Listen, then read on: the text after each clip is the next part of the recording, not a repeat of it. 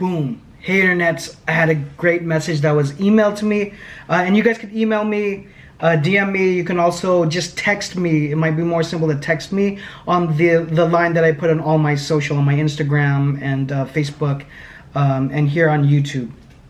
It actually goes directly to my phone, so that is indeed me texting you.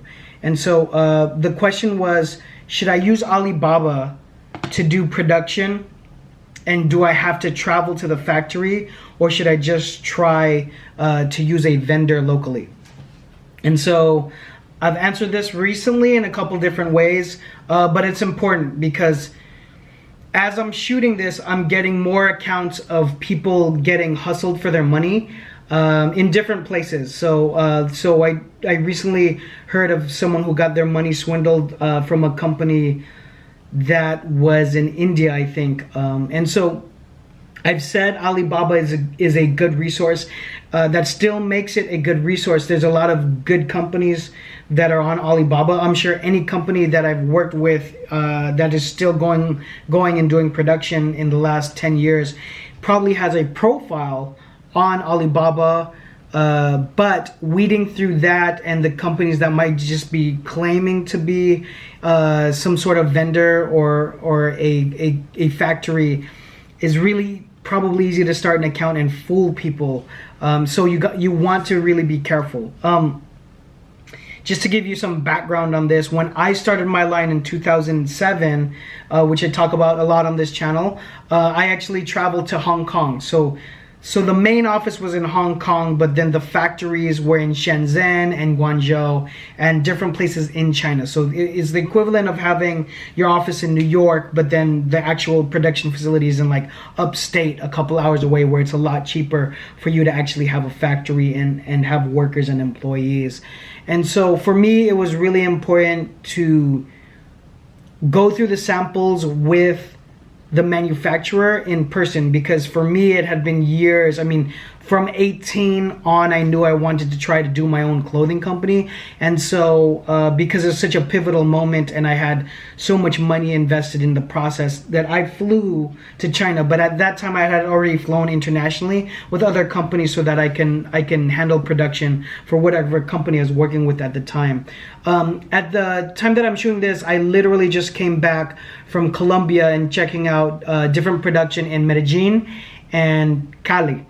So I saw a slew of factories in the time that I was there. I was doing a little bit of vacay, but really I was doing a lot of it. It ended up being pretty tight schedule in terms of meeting factories, because there's a ton of wonderful manufacturers out there. And so there's a couple projects that I'm going to place there that I have a couple possible partners and different categories of things that'll be appropriate to put there, especially since the tariff war is going on with China at the moment. Ever since last year, I've been looking for new vendors and new cut and sew factories that I could possibly use as a option to China. So for me, if it was my brand, I make it a priority to try to meet the vendor, because the mass production of that is going to be a big lifeblood to the actual product that you're making. But do you need to do it? The short answer is no. I would just be very careful. You want to vet your vendors. You want to try to get references. You want to try to talk to references. So for example, one of the vendors that I am working with in Medellin, Colombia, has a contact here, and so I talked to that contact that's here in downtown LA.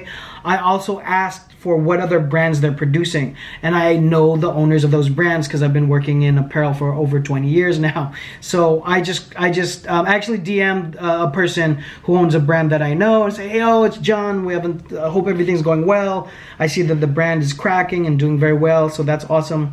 And so we had a quick back and forth where, you know, how is it working with these guys, blah blah blah. So I like to check out a resume just as if you're hiring someone. I'm checking out their references and seeing what the flow is, if I see any red flags, because I don't want you guys to get swindled for your money. So ask a lot of questions and try to vet them as much as you can. Do you need to fly to China, to Vietnam, to Colombia? You don't need to. You don't need to. But vet your vendors very well and make sure you feel good about the process and know exactly what they're mapping out for terms of the product. Getting 50% upfront is not an unusual term. Again, I would just really vet who you're doing business with to make sure that they're credible if it's your first time using them. Also, I want to add one more note to make it a longer video, but I've been the vendor before since I owned high volume screen printing, as you guys know. And so when we're getting into the relationship with a new client who might be doing big numbers, we're definitely going to ask for a big deposit because we don't know them, they don't know us. And so there's different milestones at which you guys need to meet each other and see what that relationship is like. So do these guys want to produce like 500 pieces of your garment for commerce? Of course they do, but do they want to get stuck with it if you don't end up paying them? Hell no. No one wants that. So no one wants to have a bad transaction in the end. So you just have to ask a lot of questions.